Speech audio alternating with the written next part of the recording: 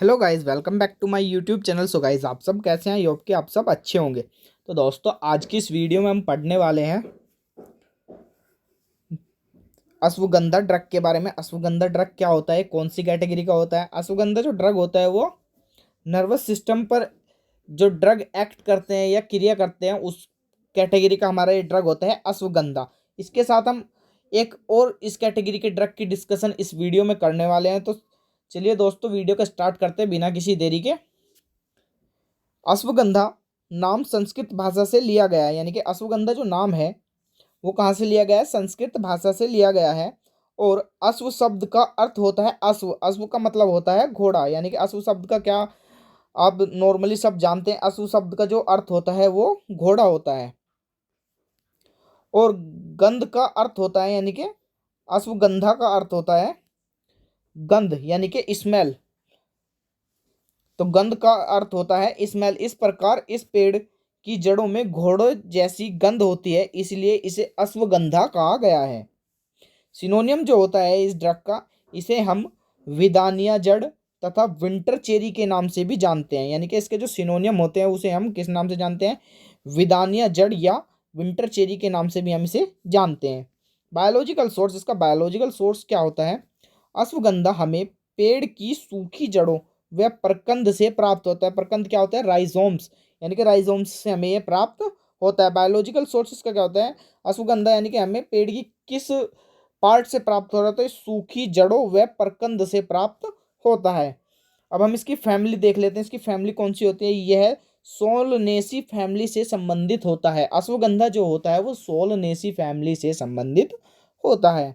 Geographical source, यानी कि geographical source क्या होते हैं वो हम देख लेते हैं। ये हमें आसानी से कहाँ से पाया जाता है, किस स्थान से आसानी से प्राप्त होता है, वो हम ज्योग्राफिकल सोर्सेज के अंदर पढ़ते हैं। अश्वगंधा की लगभग 23 प्रजातियां पाई जाती हैं। अश्वगंधा की जो होती है वो लगभग कितनी प्रजातियां पाई जाती हैं? 23 प्रजातियां पाई जाती है। यह पौधा विस्तृत रूप से भारत में ही पाया जाता है। इसके अतिरिक्त, यानी कि भारत के अतिरिक्त, यह पौधा पाकिस्तान, अफगानिस्तान, फिलिस्तीन, मिस्र, मोरक्को, श्रीलंका, स्पेन, पूर्वी अफ्रीका व दक्षिण अफ्रीका में भी पाया जाता है। तो आप देख सकते हैं कि ये हमें इन इन स्थानों पर आसानी से प्राप्त हो जाता है। भारत के अलावा पाकिस्तान, अफगानिस्तान, फिलीपींस, मिस्र, मोरक्को और बाकी जो नाम दिए गए हैं ये सब यहाँ पर आसानी से पाया जाता है। अश्वगंधा मॉर्फोलॉजिकल कैरेक्टर्स, यानी कि अश्वगंधा का मॉर्फोलॉजिकल कैरेक्टर क्या होता है? कलर, इसका रंग भूरा व पीला होता है। यानी कि जो अश्वगंधा होता है वह भूरे व पीले रंग का होता है। इसकी एक अपनी विशिष्ट गंध होती है। टेस्ट, हम स्वाद की हम अगर बात करें तो यह स्वाद में एकदम कड़वा व तीखा होता है। अब हम इसका साइज देखते हैं कि साइज कितना होता है इसका। यह है आकार में 20 से 30 सेंटीमीटर लंबा व 6 से 12 सेंटीमीटर चौड़ा होता है। सरफेस की अगर हम इसकी बात करें तो इसकी आकृति कठोर व गड्ढे सहित होती है। यानी कि इसकी आकृति में हमें, इसकी सरफेस में हमें गड्ढे दिखाई पड़ते हैं और कठोर बहुत होती है। केमिकल कांस्टेंट, अगर हम केमिकल कांस्टेंट की हम बात करें तो केमिकल कांस्टेंट इसमें कौन कौन से केमिकल कांस्टेंट पाए जाते हैं अश्वगंधा में? इसमें अश्वगंधीन, विदेशो, एनाफेरिन आदि रासायनिक तत्व हमें इसमें पाए जाते हैं। यूजेस की अगर हम बात करें तो यह सामक और निंद्रा लाने वाली औषधि के रूप में भी प्रयोग किया जाता है। इसका उपयोग सेक्स संबंधी रोगों में तथा स्फूर्ति हेतु किया जाता है। यह मुख्य रूप से बूढ़े लोगों को शक्ति प्रदान करता है। यानी कि इसका उपयोग क्या होता है मुख्य? यह बूढ़े लोगों को शक्ति प्रदान करता है। अर्थराइट्स की स्थिति में यह हड्डियों के विघटन को भी रोकता है। यानी कि अर्थराइट्स की जो स्थिति होती है उस स्थिति में हड्डियों के विघटन को भी रोकता है। अब हम इसका नेक्स्ट ड्रग पढ़ने वाले हैं एफेड्रा। यानी कि एफेड्रा क्या होता है वो हम आगे पढ़ने वाले। एफेड्रा का उद्भव मंगोलिया और केंद्रीय एशिया में हुआ। यह एक सदाबहार शाक है। शाक का मतलब एक झाड़ी है, कांटेनुमा झाड़ी होती है, उसे हम शाक बोलते हैं। यानी कि सदाबहार ये 12 महीने साल के साल हमें पाया जाने वाला एक सदाबहार शाक है, सदाबहार झाड़ी है, जिसमें एफेड्रीन एक मुख्य अवयव होता है, यानी कि एक मैन मुख्य अवयव जो होता है वो एफेड्रीन होता है। एफेड्रीन की मुख्य औषधि गुण होने के कारण इसका उत्तेजक प्रभाव हृदय व तंत्रिका तंत्र पर भी होता है, यानी कि इसमें औषधीय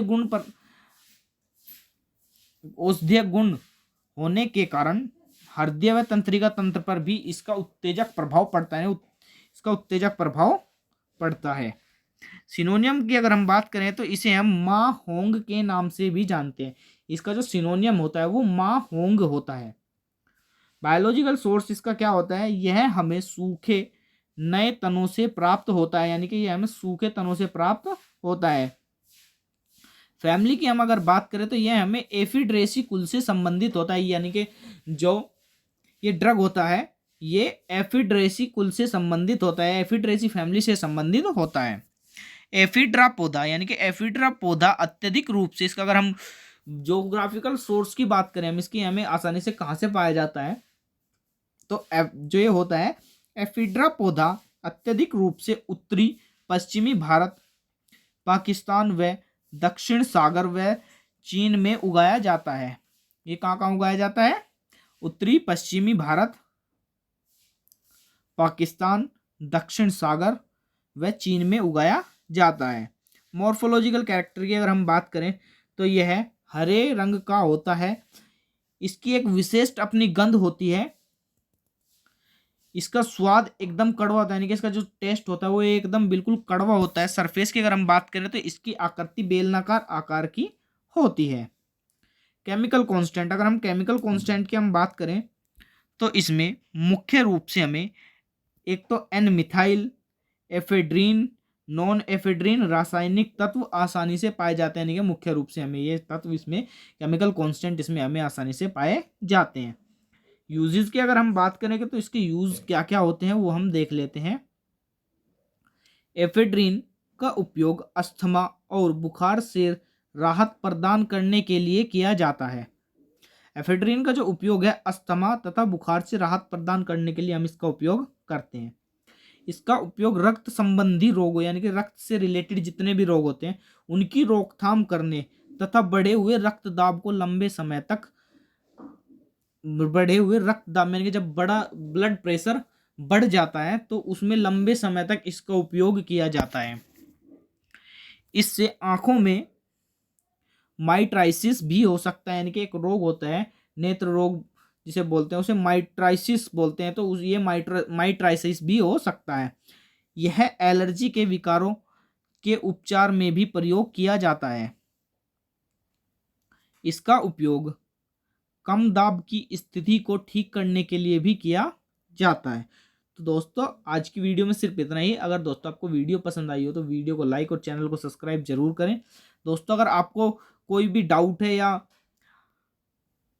आपको इस टॉपिक की पीडीएफ चाहिए तो आप हमारे टेलीग्राम चैनल पर मैसेज कर सकते हैं या वहाँ से जाकर आप पीडीएफ डाउनलोड कर सकते हैं। यदि आपको कोई भी डाउट है किसी भी सब्जेक्ट, फर्स्ट ईयर के सब्जेक्ट से रिलेटेड, तो आप हमें इंस्टाग्राम या फेसबुक पर भी मैसेज करके कांटेक्ट कर सकते हैं।